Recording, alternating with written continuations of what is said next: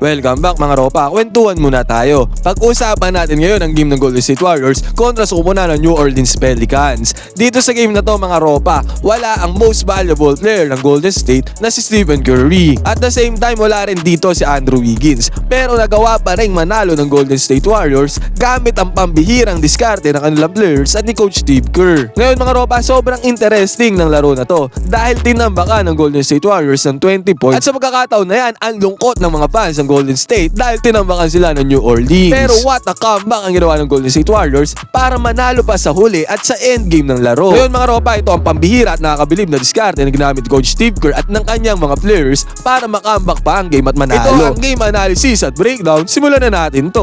Okay, game. Ngayon mga ropa, dito sa first quarter, isang tao lang ang tumererorize dito sa Golden State Warriors. Si Brandon Ingram yun. Dito ay nakakuha siya dito ng turnaround fadeaway jumper. Basket is good yan. Too easy para kay Brandon Ingram.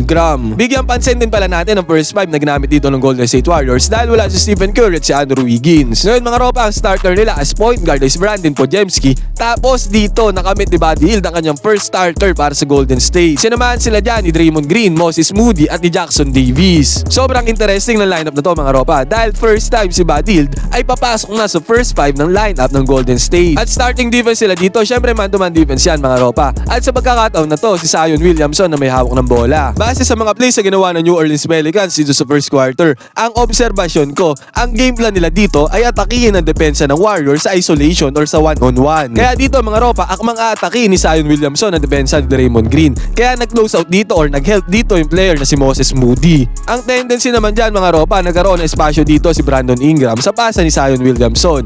Dahil open yan mga ropa, pinukol na yan ni Brandon Ingram. Basket is good, long bomb, no problem. This time si Kuminga naman ang dumedepensa dito kay Brandon Ingram. At sa pagkakataong to, sabi ko nga sa inyo, ang game plan ng New Orleans Pelicans dyan ay atakihin ang depensa ng Golden State Warriors sa isolation or sa one-on-one defense. Advantage din kasi ng New Orleans Pelicans yan dahil meron silang Brandon Ingram at Zion Williamson na malakas sa one-on-one plays. Kaya pinanis lang dito ni Brandon Ingram ang depensa ni Jonathan Kuminga. Easy 2 points again para sa kanya. At sa pagkakataon na yan, unti-unti nang nalalamangan ang kupunan ng New Orleans Pelicans ang kupunan ng Warriors. At another one mga ropa, dito ang dumedepensa naman kay Brandon Ingram ay si Moody. Pinagpag lang ni Brandon Ingram ang depensa dito ni Moody. Again, one-on-one plays lang yan dahil yan nga ang gusto ng New Orleans Pelicans na mangyari dito sa first quarter. At bago nga matapos ang quarter na to, nagpapaon pa si Zion Williamson ng kanyang 3-pointer. Ang ending, tambako lang kupunan ng Golden State Warriors sa first quarter pa lamang. Tumataginting na 34-14 ang naging hawak na kalamangan dito ng New Orleans Pelicans pagpasok ng second quarter. This time sa second quarter, binuksan ng Golden State Warriors ang opensa nila dito sa transition offense na to na na-open si Buddy Hield dito sa may 3-pointer. Take note mga ropa, ito ang unang start ni Buddy Hield para sa lineup ng Golden State Warriors. At dito sa game na to mga ropa, tumataginting na 7 out of 11 si Buddy Hield sa may 3-pointer. At the same time, 28 points ang kanyang pinundar dito sa game na to. After makapukol ng 3-pointer ni Buddy Hield dito, nakakuha naman si Jonathan Kuminga na steal dito kay Zion Williamson. At napulot yan ni Lindy Water. Ang ginawa ni Lindy Water dito mga ropa, fast break ng Golden State Warriors. Tumigil siya dito sa may 3-pointer. At ang napansin ko dito, parang relax na relax at walang kakaba-kaba ang tira nitong batang to. Kaya ang tendency dyan mga ropa, open 3-pointer yan para kay Lindy Water. Basket is good, no problem. Take note mga ropa, si Lindy Water ay nag-ambag dito ng 21 points para sa Golden State Warriors. 3 out of 7 siya sa 3-pointer. 8 out of 13 siya sa field goals at meron siyang team high na plus-minus 26. Plus 26 si Lindy Waters dito sa game na to mga ropa. Samahan mo pa yan ang 8 rebounds niya. And then another one, possession ulit ang Golden State Warriors. Tingnan natin yung position ng players nila dito. Nakascatter yan or nakaspread out yan. Para dito sa specific play na to, nagpasahan sila ng bola dito. Naka-close out naman dito ang Pelicans at nakahabol pa.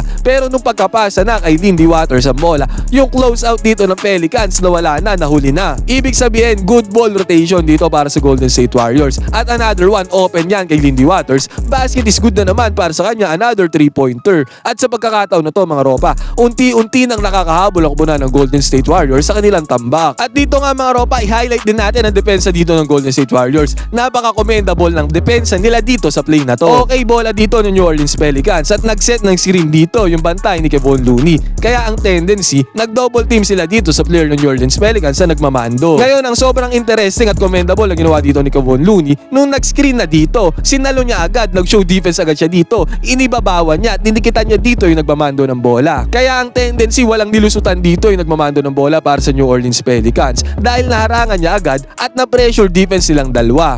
Ito yung sinasabi kong magandang depensa mga ropa sa center pagka in terms na ng screen nandyan sa may ibabaw. Hindi dapat nagda-drop defense. Katulad ng ginawa na to ni Kevon Looney, hindi siya nag-drop defense dyan. Hinarap niya agad doon sa may ibabaw, kaya ang tendency, nakakuha sila ng steal dito. Easy 2 points pass break para kay Moody, no problem, basket is good. At bago pa matapos sa second quarter mga ropa, pumukol pa si Draymond Green ng kanyang open 3-pointer dito. At napasok niya yan, basket is good para kay Draymond Green. 51-47 ang score. Naging 4 na lang ang kalamangan dito ng kupunan ng New Orleans Pelicans na kanina ay 20. Ngayon mga ropa, dito na sa third quarter. Tignan natin ang ginagawang plays dito ng Golden State Warriors. Ang plays naman talaga ng Golden State Warriors ay mainly nakapokus sa kanilang 3-pointer. Dito wala si Stephen Curry mga ropa, pero 21 out of 46 ang Golden State Warriors sa 3-point line. Total of 45.7% sila dito sa long bomb, at ito talaga ang mode of offense sila na ginagamit nila pamatay sa kalaban. At dito nga mga ropa, tignan natin ang ginawa ni Draymond Green dito. Sobrang familiar na ng play na ginagawa ni Draymond Green dito. Lagi niya itong ginagawa kay Stephen Curry at Klay Thompson. At sa pagkakataon na to mga ropa, ginamit niya rin to kay Lindy Waters. Hand off niya ng bola dito kay Lindy Waters. At tignan nyo yung screen na ginawa niya dito. Talagang na-block dito yung defender ni Lindy Waters. Ang tendency niyan, open 3-pointer si Lindy Waters. Nakadrop defense dito si Zion Williamson. May space, basket is good para kay Lindy Waters. The next one, dito nasaktan yung players sa New Orleans Pelicans na bumabantay dito kay Podziemski. Kaya another one na naman, open 3-pointer na naman para sa Golden State Warriors. Long bomb na naman, basket is good. Nagset ng screen si Zion Williamson dito para kay Brandon Ingram. Pansinin natin yung depensa ni Jonathan Kuminga. Imbes na drop defense ang gawin niya dito na usually ginagawa ng Liba, ang ginawa niya dito again, nag-show siya ng defense dito kay Brandon Ingram. At trinap nila si Brandon Ingram dito sa may corner. Katulong niya dyan si Lindy Waters. Usually mga ropa, pag ganyan ang depensa dito sa may screen, inangatan nga ni Jonathan Kuminga yan. Ang nagiging tendency, nahihirapan yung nagmamando ng bola. At nag-lead nga to sa turnover at steal ng Golden State Warriors. Ganyan din yung depensa na ginamit ni Kevon Looney kanina na pinakita natin at breakdown natin. Ang outcome niyan, easy 2 points para kay Lindy Waters, Euro step, basket is good. Sa side naman ng New Orleans Pelicans mga ropa, still ganun pa rin ang play na kanilang ginagawa. One-on-one offense pa rin. This time, Zion Williamson ulit ang may hawak ng bola at bumabantay sa kanya dyan si Draymond Green. Inatake niya ngayon ang depensa ni Draymond Green. Kayang-kaya ni Zion Williamson na gumalaw dito at panisen ang depensa ni Green. Ganun nga ang kanyang ginawa dito, kaya basket is good, easy 2 points para kay Zion. Pero dito sa third quarter at fourth quarter mga ropa, dito na nabuhayan ang splash body na si Buddy Hield. Dito agaran siyang nakakuha ng 3-pointer. Well contested shot at well defense yan para sa New Orleans Pelicans. Pero dito na nga pumapasok yung criteria na good defense but better offense. 3-pointer para kay Buddy Hield, basket is good. At sa pagkakataon na yan mga ropa, nahawakan na ng Golden State Warriors ang kalamangan. Third quarter. Sa senaryo na to, naggawa ng adjustment dito si Coach Steve Kerr. Ginawa niyang zone defense sa depensa ng kanyang mga players. Dahil na-anticipate nga niya na more on pumapasok dito ang New Orleans Pelicans doon sa may paint at sa may mid-range. Ngayon, i-contain niya yan gamit ang zone defense. At dito nga ganun ang ginawa ng New Orleans Pelicans. Sinalak sa kanila ang Golden State Warriors at inatake nila sa may loob. Pero nag-kick out dito ang New Orleans. Open 3-pointer dito si Brandon Ingram sa may 3-point line. Good offense para sa New Orleans Pelicans. Basket is good para kay Brandon Ingram. At the next one mga ropa, ganun ulit ang ginawa ng Golden State Warriors. Zone defense pa rin para makontain nila ang sumasalaksak dito sa New Orleans. Sumalaksak nga ulit ang New Orleans dito. Pero this time nakakuha na ng stop ang Golden State Warriors. Good defense naman ngayon para sa kanila. Bago matapos ang third quarter mga ropa, si Buddy Hield ay nag-take over mode pa para sa kupunan ng Warriors. Sa pagkakataon na to mga ropa, tumakbo lang dito si Buddy Hield. Kumat lang siya dito papunta sa may top of the key 3-pointer. Naipasa at naibigay naman sa kanya dyan yung bola. Medyo natalisod dito yung player ng New Orleans Pelicans, kaya hindi siya masyadong nakahabol dito kay Buddy Hield. At ang outcome niyan, open 3-pointer para kay Buddy Hield. Enough space, basket is good ulit para sa Warriors. Lamang na ang kupunan ng Warriors dito at napangahawakan nila yan. Bago pa nga matapos ulit ang third quarter, Buddy Hield na naman ay may hawak ng bola. Tumakbo siya dito sa may corner. Again, ang mode of offense ng Golden State Warriors. 21 out of 46 sila dito sa may 3-pointer. Total of 62 points yan. Kung ita-times natin sa 3, tumataginting na ang laking puntos noon mga ropa. At At ang isang 3 points nga doon ay tong tira na to ni Buddy Hield na tinapos ang third quarter. Basket is good para kay Buddy Hield. Pagbubukas ang fourth quarter mga ropa, ganitong play na naman ang ginawa ng Golden State Warriors. Nag-screen dito si Draymond Green. Pero tignan natin ang pagkakamali dito sa depensa ng New Orleans Pelicans. Nag-screen nga dito si Draymond Green, pero tignan natin si Zion Williamson dito. Ginamit ni Buddy Hield ang screen na yan. Defense si Zion Williamson dito kay Buddy Hield. Maling-mali yan dahil shooter tong si Buddy Hield. Kung ang ginawa niya dito mga ropa, nag-show defense agad siya dito kay Buddy Hield at inangatan niya katulad ng ginawa ng Golden State Warriors sa depensa nila. Probably at possible hindi makakatira si Buddy Hield dito sa may 3-pointer. Possible na ipasa niya lang dyan yung bola. Pero dahil naka-drop defense dito si Zion Williamson, open na open si Buddy Hield dyan. Ang laki ng space, food trip para kay Buddy Hield. Easy 3 points, long bomb, basket is good. Sa kabilang banda naman mga ropa, sabi ko sa inyo, first hanggang fourth quarter, ganito lang ang mode of offense sa New Orleans Pelicans.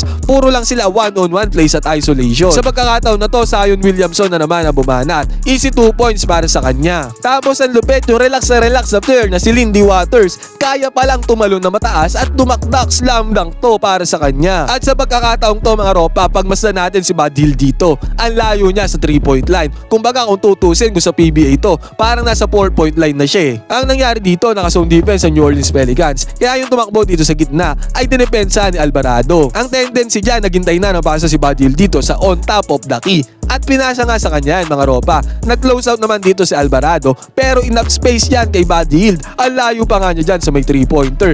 Basket is good yan para kay Buddy Hield. Sa pagkakataon na to mga ropa, tambakol na ang kupunan ng New Orleans Pelicans. Hindi nila mapigilan ang 3-point shooting ng Golden State Warriors. 21 out of 46 ang Golden State Warriors sa may 3-pointer. At hindi lang naman 3-pointer ang meron si Buddy Hield mga ropa. Dito kumuha siya ng isolation dito sa opensa. Tignan natin ang ginawa niya dito. What a moves by Buddy Hield. Hindi niya na kailangan ng katulong dyan. Talagang one-on-one lang mga ropa. Dahil sa galaw ni Buddy Hield na to mga ropa, nakakuha siya dito ng open lane. Easy layup para kay Buddy Hield. Tumatagindeng na 28 points ang in-score ni Buddy Hield dito mga ropa. At ang New Orleans Pelicans mga ropa, kahit tambakol na, nag-stick pa rin sila doon sa isolation play nila. One-on-one plays pa rin. Brandon Ingram ang kumamada dito para sa kanila. Pero ito kasing mga play na to ng New Orleans Pelicans mga ropa, puro 2-pointers lang kasi ang convert nila dito. Isang 3-point team tong Golden State Warriors. Pumapasok pa yung mga tira ng players ng Golden State. Kaya ang tendency dito, tambakol sila. Sa senaryo na to, ayaw pa rin magpa-aawat ni Buddy Hield mga ropa. Bumukol siya dito ng 3-pointer dito sa my corner. Sa harapan niya ni Stephen Curry. Basket is good ulit para kay Buddy Hield. At another one mga ropa, another 3-pointer na naman ang kanyang pinukol dito. Total of 7 3-pointers para kay Buddy Hield. Kung i-convert natin yan sa points, 21 points yan. Total of 28 points kasama yung ibang points niya. Ngayon mga ropa, 3-1 na sa standing sa kupunan ng Golden State Warriors. Pinatawag nila dito ang New Orleans Pelicans nang wala si Stephen Curry at first time mag-start ni Buddy Hield dito sa lineup. Anong masasabi nyo dito sa ginawang diskarte ng Golden State Warriors against sa New Orleans Pelicans? Pwede kayo mag-comment dyan sa baba mga ropa para makapagkwentuhan tayo.